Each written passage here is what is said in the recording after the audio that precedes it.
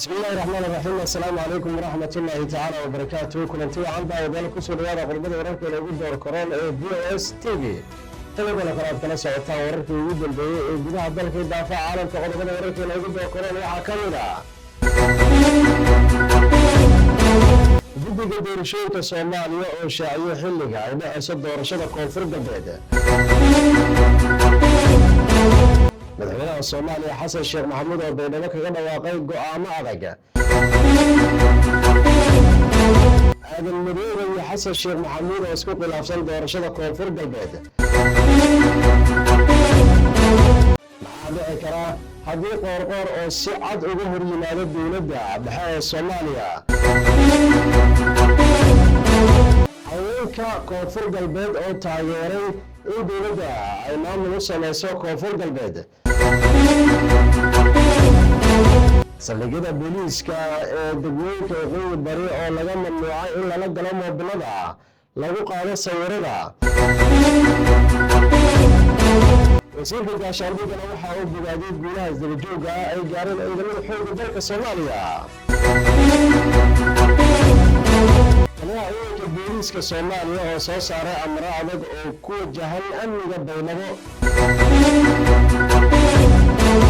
shacabka Buuhoole oo ka cabanaya dhibaatooyinka qamriga. akhbaaraadka dibaddana waxaa ugu waaweyn Iiraan oo si cad u diiday wadahadal ay la gasho Maraykanka iyo Israel. Trump oo hanjabaad culus u diray Iiraan iyo Bahrain oo cambaaraysay weerarada Iiraan ay ku qaaday goobaha dadka rayidka. qodobadaas iyo qodobo kale ayaad ku maqli doontaan intaan ku guda jirno warka VOS.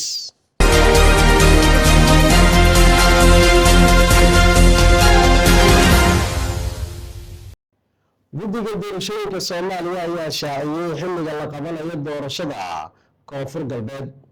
wariyayna Maxamed Cali Siyaad hayno dhameystiray warkaasi. gudoomiyaha guddiga madaxa bannaan ee doorashooyinka iyo sohodimaha Soomaaliya Cabdikariin Axmed Xasan ayaa si rasmi u shaaciyay xilliga la qabanayo doorashooyinka isku sidkan ee heer dowlad goboleed iyo heer degmo ee maamulka koonfur galbeed. gudoomiyaha waxa uu sheegay in doorashooyinkan la qorsheynayo inay dhacaan 28 Abriil iyadoo ay yihiin doorashooyin muhiim u ah geedi socodka dimuqraadiyadeed ee dalka gaar ahaan maamulka koonfur galbeed.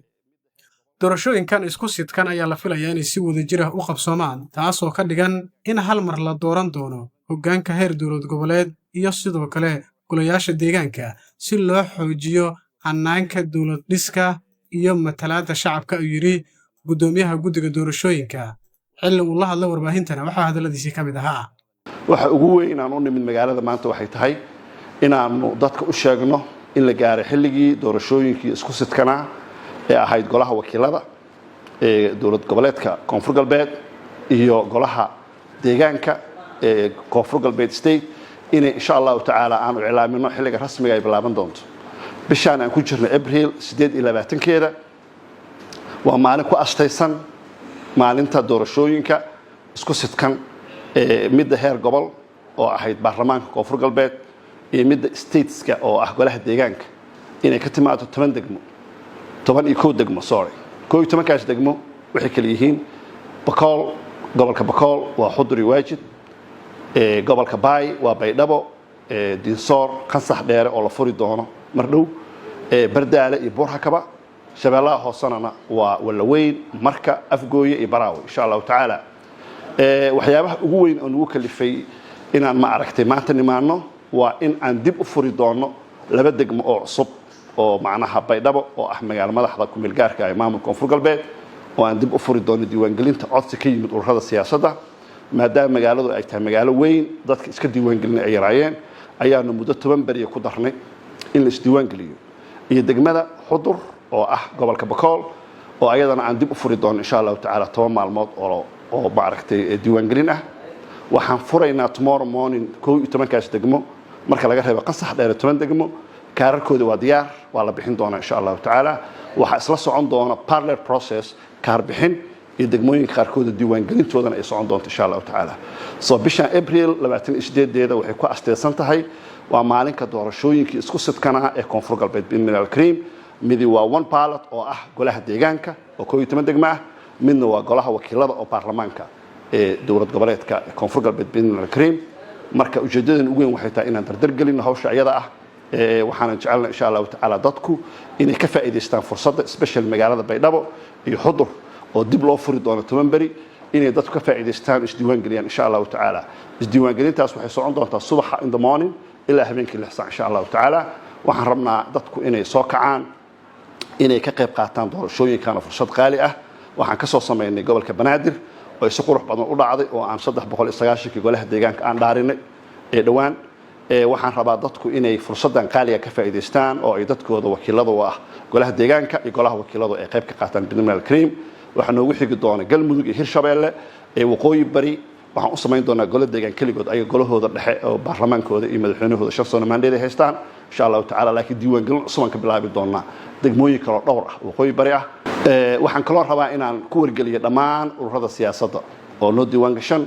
inay yimaadaan deegaamada koonfur galbeed Galmudug Hirshabeelle waqooyi bari oo xafiisyadoodii hore ay uga furteen qaarkood inay kuwa kalena furtaan ay yimaadaan waxa wax fiican ah in already siyaasiyiintii iyo ururadii badankooda ay joogaan koonfur galbeed oo ay soo xaadireen maalmihii u dambeeyay kuwa kalena waxaan leenahay ku soo biira campaign-kiina bilaaba soo gudbiya murashaxiintiina isku daya inaad si fiican uga qayb qaadataan kuwa raba inay doorashadan aadan bidnimada Kareem assalaamu calaykum waraxmatullahi wabarakaatuh madaxweyne xasan sheekh maxamuud ayaa magaalada Baydhabo kaga dhawaaqay go'aamo adag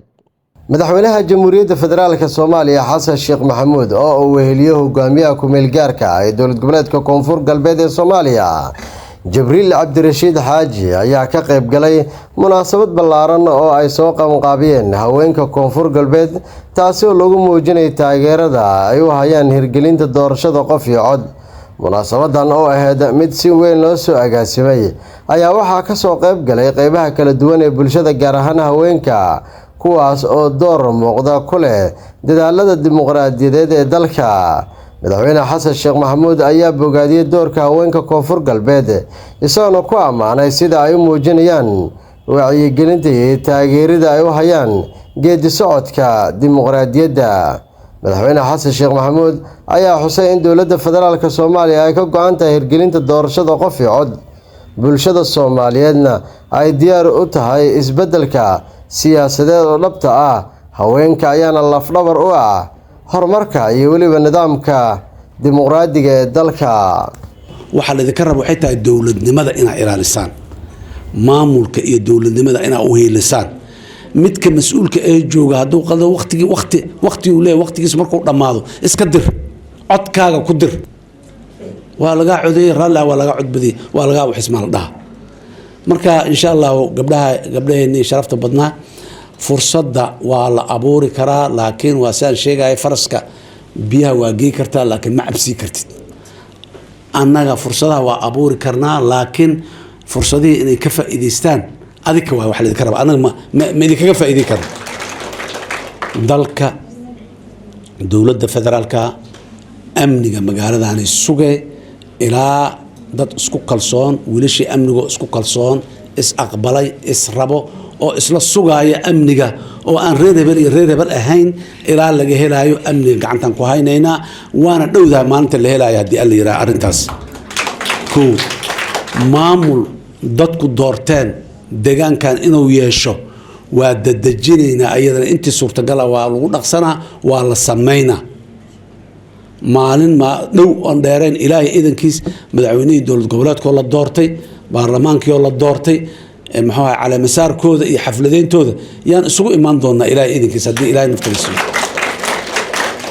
niyad samaan iyo qalbi wanaagsan gala odayaasha dhaqanka maantaan kulannay waxaan kala qaadanay dib u heshiisiin inay ka shaqeeyaan la shaqeeya idinkama maarmaan aad iyo aad ayay idinku baahan yihiin dardaarankayga ugu dambeeyo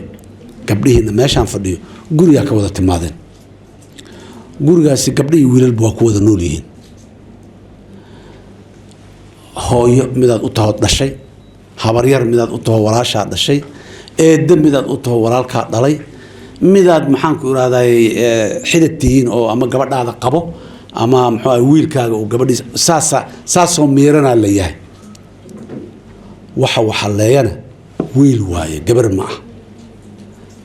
wax madfaca qoriga sito oo waxa leey inta badan wiil waaye gabadhu afay wax ku hadlaysaa marka qaarkoodna afka qoriga waa ka daran yahay la dhahaa afka gabadha hadday inta isciil kaambiyeysa ay maxaan waxaa la yidhaha ma soomaalida hore kuma maahi jirtay waran la kilkilay waranka marka lasoo tuuro waran la kilkilay iyo gamba la kilkilay yaa daranaa la yidhaha waxaa la isku raacay gambada inay daran tahay gamba la kilkilayaa daranaa la yidhi marka waxaan rabnaa gabayaa nabadda ka shaqeeya wiilasha xun waa kuu soo hoydaahay yacdhe qabo celi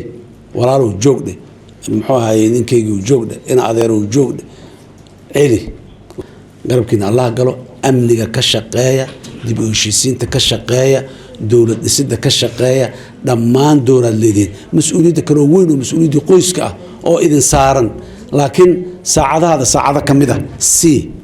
waxa danta caamka ka dhexeeya aad iyo aad u mahadsantihiin gudoomiyaha golaha shacabka ee Soomaaliya Aadan Madoobe iyo madaxweynaha Jamhuuriyadda Federaalka Soomaaliya Xasan Sheekh Maxamuud ayaa isku khilaafay doorashada maamulka Koonfur Galbeed wariyahana Maxamed Cali Siyaad ayaa dhameystay warkaasi waxay soo tarayeen xiisadaha siyaasadeed ee ka alulsan Koonfur Galbeed kuwa uu salka ku hayo damaca gudoomiyaha golaha shacabka baarlamaanka federaalka Soomaaliya Sheekh Aadan Madoobe ee ku aadan qabashada kursiga madaxtinimada maamulkaasi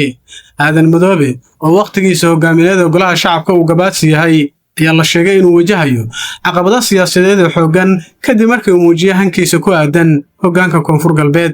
ila xoogaal ayaa tilmaamaya in madaxweynaha Soomaaliya Xasan Sheekh Maxamuud uusan si cad u taageerin qorshahaasi isagoo ku adkaystay in doorashooyinka maamulkaasi loo marayo hannaan sharci ah oo ay maamuli doonaan guddiga doorashooyinka Aadan Madoobe ayaa wuxuu la kulmayaa mucaarad dhinacyo kala duwan ah oo ay ku jiraan odayaasha beesha uu ka soo jeedo oo qaarkood ka biyo diidan qorshihiisa siyaasadeed xubno ka mid ah siyaasiyiinta Koonfur Galbeed oo dhalisan saami qaybsiga iyo isbedeladii hore ee maamulkaasi arrimahan ayaa si weyn u wiiqay taageeradii uu ka filayay gudaha Koonfur Galbeed magaalada Baydhabo oo ah xarunta kumeel gaarka ee maamulkaasi waxaa ka taagan dhaqaaqyo siyaasadeed oo xooggan xubnaha mucaaradka ee halkaasi tagay gaar ahaanna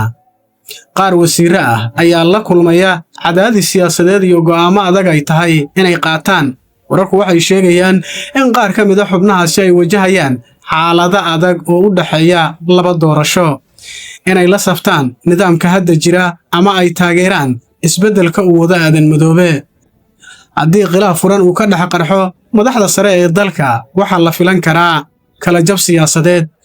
waxaa suurtagal ah in maamulka Koonfur Galbeed uu kala jabo laba garab oo iska soo horjeeda taas oo keeni karta jahwareer siyaasadeed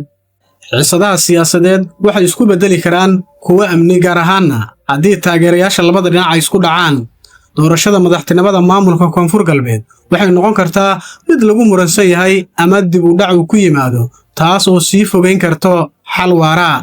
khilaafkan wuxuu saameyn ku yeelan karaa guud ahaan nidaamka federaalka isagoo weeqi kara kalsoonidii u dhaxaysay dowladda dhexe iyo dowlad goboleedyada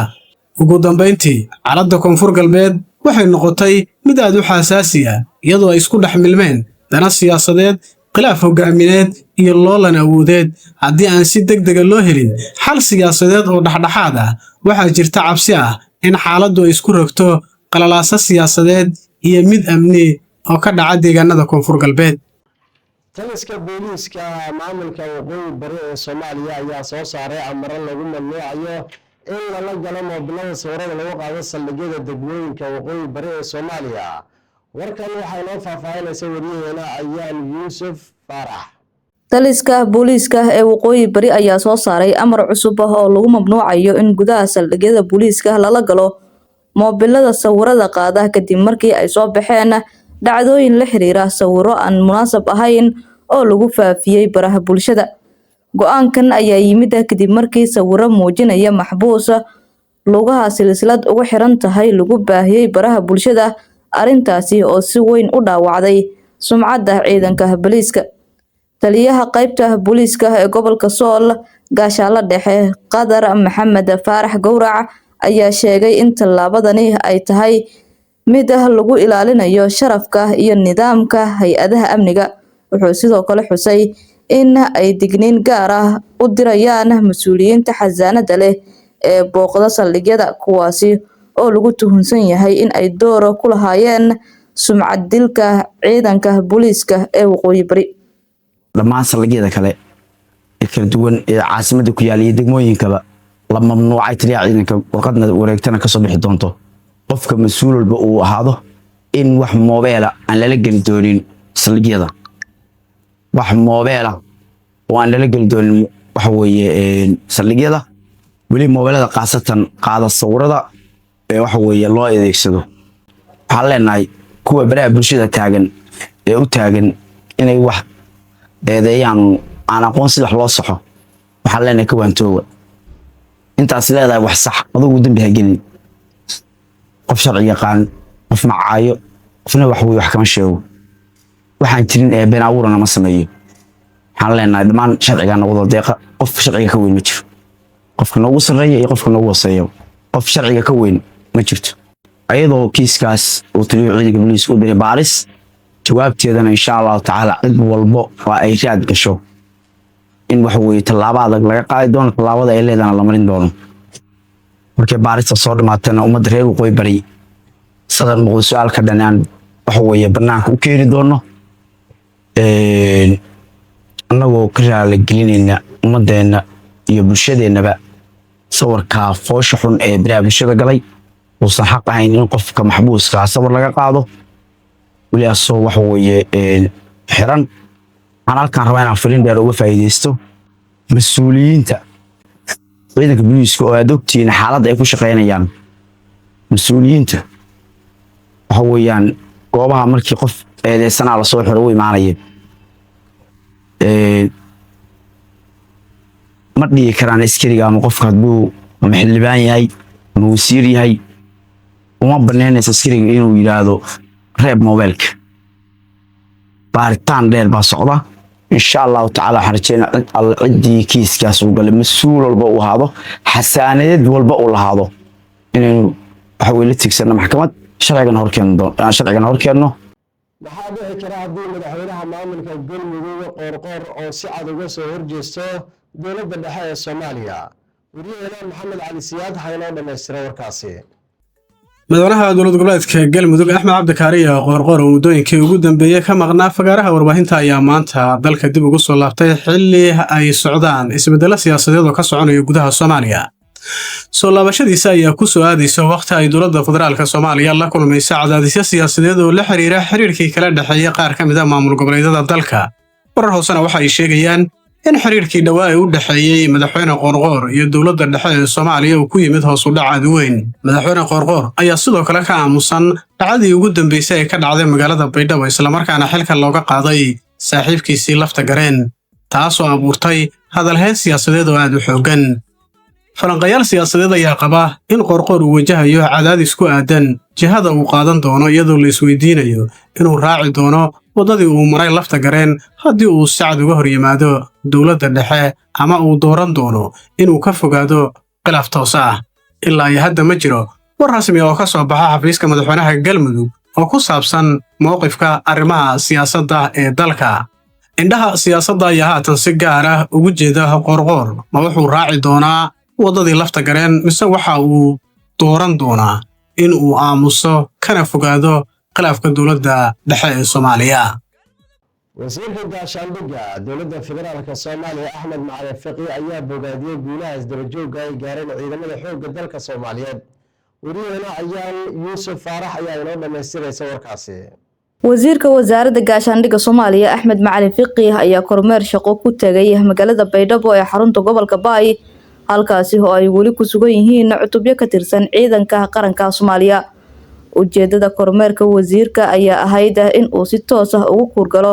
xaaladda amni ee magaalada Baydhabo iyo howlgallada ay ciidamadu ka wadaan deegaanka si gaar ah howlgallada ka dhanka ah Al-Shabaab intii uu ku sugnaa Baydhabo wasiir Fiqi ayaa kulamo la qaatay saraakiisha hogaaminaysa ciidamada isaga oo warbixin ka dhageystay xaaladda guud ee amniga guulaha la gaaray iyo caqabadaha wali jira waxa uu si gaar ah u bogaadiyay geesinimada iyo dadaalka ay muujiyeen ciidamada isagoo xusay in ay sharaf weyn u soo hoyeen dalka iyo dadka Soomaaliyeed halgankii kowma joogo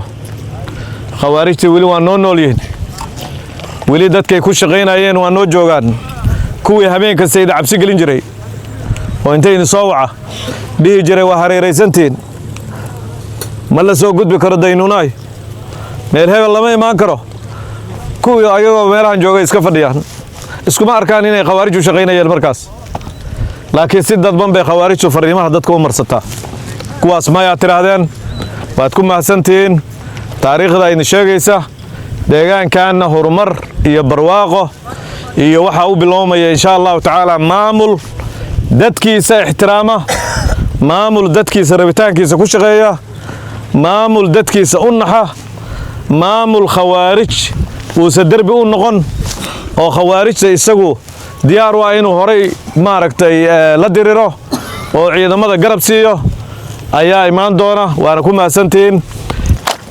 beekaamyadaas shabaabka laga furtay oo halkaas jooga maanta dad Soomaaliyeed baa lagu dhibi lahaa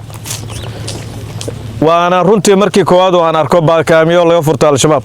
iyo qoryo laga furtay qoryo badan waa laga furtaa laakiin meel ay galaan ma naqaan kuwaan hadda waa u jeednaa in ayagii baa lagula dirirayaa kuwa kalena waa lagu soo furan doonaa insha Allah waxaan rajaynaynaa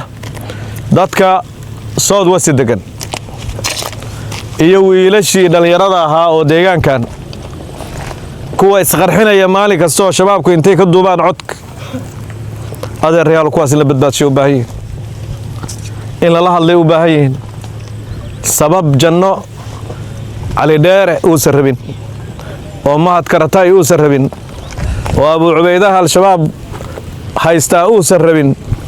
sabab ayaga kaligood ay u jeclaadaan ma jirtay hal laga reebo janna meeshaas ma jirtay wiilashaas afmay hal ugu hadlo markaas waxa la yiraahdo nimankan gafanayaasha oo gobolada kale ka yimid janna hadii la rabo wiilashooda ha u dirsadaan ayagu ha aadaan cali dheer waa soo taagaya waa aragteen maad karatay cali dheere laftoodu intaas laagto qoortoodu intay laagtaa ma aragtay intaas waa gafanayaal waa naaxeen dhiig ilmaha yarka ku naaxeen kuwaana waxa leeyahay socda cali dheere maalin dhaweytuuba xaniye iska baaray oo wiil u dhalay anuu ma hubo inuu xitaa isqarxiyo kaas aniga been inuu sadalin baa aaminsan cunugaas ciyaalkii daroogada ay siiyeen ayuu gacanta qabsaday wiilkan waa jeclahay asaga doortay inuu isqarxiyo ma u maleynaa wiilkiisa inuu ahaa waa tuug been ala waa beentis wiilkiisa ma ahayn wiil daroogay siiyaan ilmaha meesha iska taagan yihiin asna ma dhaay aabahay ma ahan ilaa waa nin daroogaysan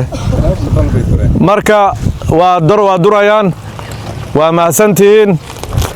dadka aan ka wacyi gashanno wiilasheenii way ilmaheena yareeraa way waa ka wacyi gashanaynaa aabayaashooda lala kulmo si gaar ah lala fariisto war ilmahan xaabada laga dhiganayo oo nimankan aan jannada rabin ayaga jannada u dirayaan wiil 18 jir maxaa janno looga dirayaa dambi ma lahan 18 sano jiray jannadu raadina xurul ciid xagee joogtaa kuwii adduunka joogu saarag gabdhii adduunka joogu saarag 17 sano jira xurul ciid buu aakhir raba inuu raadiyo kuwii adduunka wali ma guursan waxa la yaabo way dhimashada ninka weyn ee inuu jeclaado 50 sano gaaray cali dheere iyo 16 jir iyo 17 jir leeyahay adigu dhimo oo adduunku uu cusub yahay deertaan wiilashaas marka waa wiilasheenii waa ilmaheenii waa la lunsado duruufta looga faa'iideystay waa been baa loo sheegay wiilashii la midka ahaa oo beentaas beenin lahaa idinka weeye waa taliyihii waa kana taliyaashii kale waa joogaan idinka ciidankii waa joogtiin halala hadlo reer bakool kuwa iyo kuwa bay ka yimid oo dhalinyarada ka soo baxa la yiraahdo ragii waa weynaaba ka yimid Soomaaliya ragii waa weynaaba ka soo baxayba hadda kuwa ku haray oo dhan faradheertii waa nimanka madaxdu waa kuwaas kuwii dhalinyaradii meelaha ka timidna waxa leeyahay firdhiye idinka kuwaan ilaaliya isqarxiya nimankaas marka waa cadow ummadda Soomaaliyeed meelay joogaanba niman la deysan kara maahan niman dadkeena lagu fasaxi karana maahan 20 sano sanadkii 20aad baa hadda sanada soo socota 20 sano noo buuxsamaysa intay dalkeena joogeen suurtagal maahan marka 20 sano qofkii ku dhashay wili wuu qaangaar hadda nin weyn way caruur leh 20 sano ka badan naguma qaadan karto inaan nimanka xukunka iska nadiifino tabarna ma lahan idinka cadeeyay aad iyo aad baa u mahadsantiin ciidanka xoogga dalka taliyaha ciidanka booliiska Soomaaliyeed Asad Cusmaan Cabdullaahi ayaa amara adag oo ku aadan amniga magaalada Baydhabo soo saaray taliyaha ciidamada booliiska Soomaaliyeed sareeye guuta Asad Cusmaan Cabdullaahi ayaa kulan la qaatay dhammaan saraakiisha ciidamada booliiska qaybaha kala duwan ee ku sugan magaalada Baydhabo ee caasimadda ku meel gaarka ee Koonfur Galbeed. taliyaha ayaa saraakiisha kala hadlay xaaladda amni ee magaalada Baydhabo kadib isbedelkii ka dhacay Koonfur Galbeed, waxaana saraakiisha booliiska qaybaha kala duwan faray in la xaqiijiyo wada shaqeynta laamaha ammaanka, waxaana si gaar ah booliiska ugula dardaarmay inay ka shaqeeyaan amniga gudaha. sababtoo ah Soomaali waxay ku maamulada nabad naas luugan nabad hadii la helo wax waa sahlanayaan. sharciga aan hadeer anagu huwanahay oo ugu hormuud ka nahay booliis waa shaqeynaya hadii nabad la helo. hadii laakiin nabad la waayo gabar yar oo iyo gabar kale oo isdagaalay ma soo xiri kartid, laba wiil oo toornaya isku wata ma soo qaban kartid, qabiil la dagaalamay warkiisa iska badaa. waxa wax uu yahay oo wax uu qabtaa oo sharcigu shaqeeyaa oo markay nabad jirto. nabadana de iskama timaado, nabad iska timaada miyaa garanaysaa? nabadu waxay ku timaadaa shaqo. sharcigu wuxuu ku shaqeeyaa shaqo, in la shaqeeyo oo la dul taagnaado oo dhiigga loo huro oo loo dhinto. dalkan ma kala tegayo, dadkan ma kala tegayaan, wadankan ma kala go'ayo. maseef baa Soomaali u kala goyn karaa, mas'aaga faantii la qaataa leeyahay waxaan ka jaraynaa halkaas god baan u dhaxeynaa biyaha soo dhaxmaray. waxa macquul mid la tahay ma kala dheereynayo, waa is ag joogaya. qarniyo hore waa isla joogay, qarniyo dambana waa isla joogaya. Soomaali baa leh. annaga marka gaar ahaan ciidanka booliiska ee deegaankan jooga waxaa laga rabaa sharciga inay ilaaliyaan. sharciga waa lagu noolyahay, asaga lagu noolyahay. wariyaa joog sharci weeye waxaan waraayada ka joog, waraayada ka joog, war qabiil ka joog, war nabadoon ka joog. sharciga aanan ku wada noolnahay ha ahaado kan nafta ku badbaadinaysid oo ugu horeeya, ha ahaado kan baabuurta ku kala celinaysid oo taraafika ah. sharcigaas cidda sharciga xambaarsan guud ahaan dowladda Soomaaliyeed gaar ahaan xagee ka bilowdaa sharciga? booliiska bilaaba. dowladnimadu waxay ka bilaabataa booliiska. marka waxaa la rabaa sharcigaas aan xambaarsannahay odayaalow gabdhow in si fiican loo ilaaliyo. shacabka ku dhaqan magaalada Buuhoodle ayaa cabasho xooggan ka muujiyay khamriga oo dhibaato xooggan ku haya deegaanadaasi. wariyaheenna ayaan Yuusuf Faarax ayaa inoo dhammaystiraysa warkaasi mar kale. Daaci Mukhtaar oo ka mid ah culimada degmada Buuhoodle ayaa si kulul uga hadlay dhibaatooyinka xooggan ee maandooriyaha khamrigu uu ku hayo bulshada ku nool degmada Buuhoodle ee gobolka Togdheer. Daaci Mukhtaar ayaa sheegay in isticmaalka khamrigu uu sababay falal amni darro iyo dhacdooyin argagax leh oo si weyn u saameeyay nolosha dadka deegaanka, isaga oo xusay in ragga isticmaala maandooriyahan ay ku kacaan falal halis ku ah bulshada. waxa uu xusay in xaaladdu ay marayso heerkii ugu sarreeyay oo halis ah, una baahan tahay in si degdeg ah wax looga qabto. culimada, odayaasha dhaqanka, shacabka iyo maamulka degmada Buuhoodle ayuu si wadajir ah ugu baaqay in ay u midoobaan la dagaalanka dadka isticmaala iyo kuwa ka ganacsada khamriga si looga hortago fidnada iyo dhibaatooyinka uu maandooriyaha khamrigu ku hayo bulshada deegaanka. reer Buuhoodle dib ha isugu laabto. deegaanka khamriila waalaya, dekada ugu weyn khamriilay u soo degtaa, tolkayna u soo degtaa. hadaan la ismagacaabay odayaashu Ilaahay ka cabsadaan. ninka u ururiya nin khamriilo inaan dilay ma ka ururinaya, agoon ka soo ururinaya oo hadhowna ay rabaan agoontii in lagu sii khiyaameeyo oo la rabo in wax jifin la yiraahdo 40 xalaal la siiyo. anigu maalin dhawada qadiyad magaalada ka dhacday dad badan ma iska aragnay, waxaan ku nira agoontaas kumanaan kun haday rabaan inaga ururinayso baahina ma haynayso. hadalka meeshiisa loogu tagaa. ilaahay baan marka fariintaydaas mara gashan iyo markhaati gashanaya inaanan ku jirin oo qaaran ka mid ah magtooda bixinayno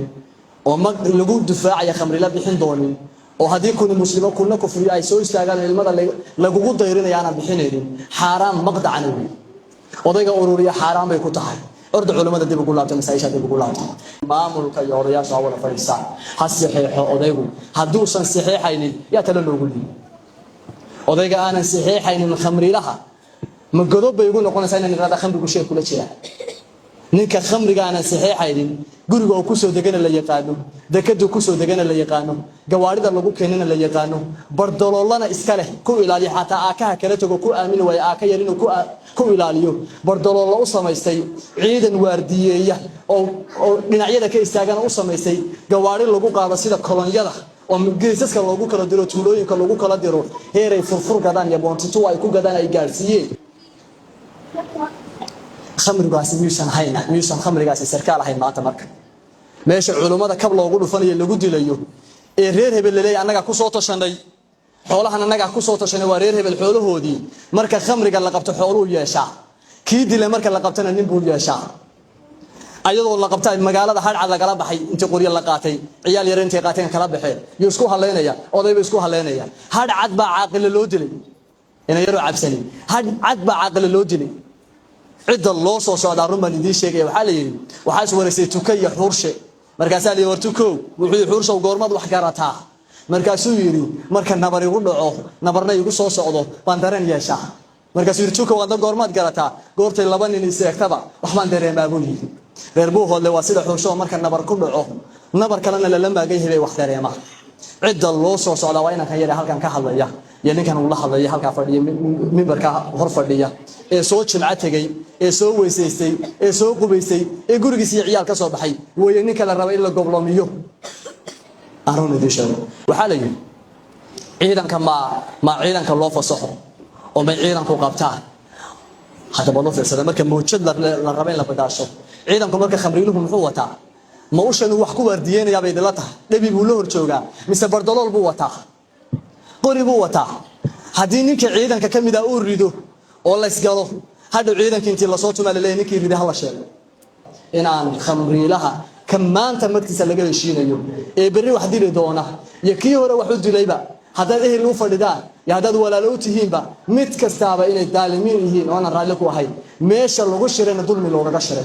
meesha lagu sii daynayna dulmi loogu sii daayay meesha ubad agoonana lagu dulminayo qof kastoo halkaa fadhiyana loo soo faysanayo birtii lagu gowrici lahaa hadiyasada kafantiisa marka nin kastaaba berri tacsiimha la soo dhigo hal war hebel oo iska soo shaqo tagay oo gurigiisa u soo shaqo tagay baan ku dhaji oo yaa dilay khamriila dilay oo muxuu ku dilay la garan maayo oo muxuu u dhintay isba garan maayo hadhowna odayaashu ha kala fikirayaan ha yiraahdo maxaynu ka shaqeeyay reerku maxeer buu lahaa ma xeer ma lahayn aynu wada qaadanay agoonta aynu tahay war agoon danaymaysa diilaahay laga cabsanayo agoonta dad u danaysa ma boqolkooda halaatiisa afartan halaado jaf waliba waxba ka soo gaadhay baa gaadhay oo ilaahayna u faysaleen nabigiisa Muhammad alayhi salatu wasallam uu sameeyay ugu qorin diintuna aysan qabin bad siinaysaa maxaa agoon ka taqaanaa weli waxaad daawanaysaa qodobada wararka VOS kooda ugu door korona haatana akhbaaraadka dibadda Iran ayaa si cad u diiday in ay wada hadal la yeelato Mareykanka iyo Israa'iil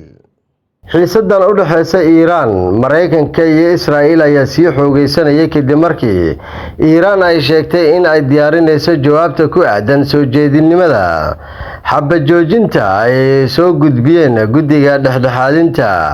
isla markaana ay diiday in ay gasho wada hadal taasi oo ah in ay sii soconayaan weerarada Mareykanka iyo Israa'iil wararka ayaa sheegaya in weerarka ay fuliyeen Mareykanka iyo Israa'iil gudaha Iran ay sababtay dhimashada ugu yaraan 34 qof oo ay ku jiraan 6 caruur ah dhanka kale Iran ayaa qaaday weerar jawaab celis ah iyadoo gantaalo ay ku dhufatay dhismo ku yaala caasimadda Israa'iil taasi oo sababtay dhimashada ugu yaraan 4 qof oo ay sheegeen kooxaha gurmadka caafimaadka Iran ayaa ku hanjabtay weerar kale oo ay qaadi karto kadib markii madaxweynaha Mareykanka Donald Trump oo ku hanjabay weeraro lagu qaado kaabayaasha muhiimka ah ee Iran ugu dambeyntii Bahrain ayaa cambaaraysay weerarada goobaha rayidka ee Iran ay ku qaaday duqeymihii ay ku bartilmaameedsanayso wadankaasi taliska ciidamada difaaca ee Bahrain ayaa shaaciyay nidaamkooda difaaca ee cirka oo ay si guul ah u soo rideen tiro badan oo gantaala iyo diyaaradaha droniska oo laga soo riday dhinaca Iiraan tan iyo markii uu bilowday dagaalkii gobolka. bayaan ka soo baxay Bahrain ayaa barta internetka lagu sheegay in ugu yaraan ay burburiyeen 188 gantaal iyo 468 drones. Taliska Bahrain ayaana si kulul u cambaarayay weerarkan iyadoona sheegay in adeegsiga gantaaladan iyo droneskan lagu birtilmaameysanayo goobaha rayidka iyo weliba hantida gaarka loo leeyahay ay si cad u jabinayso sharciyada bini'aadanimo iyo midka caalamiga iyo ahdiga qaramada midoobay. tirada guud ee weerarkan lagu ristaagay gantaalada ayaa gaaraya 654 weerarkaasi oo muujinayo baaxadda weerarada ka soconaya gobolka. waxaa intaasi ku soo gabagabeynaa warkii aad kala socoteen telefishinka VOS xaruntiisa dhexe ee magaalada Muqdisho. warkaan warkiisa inta ku wada kulmi doona anigoo Cabdullaahi Maxamed Sheekhdon idinkaga tegay si ay nabadgelyo.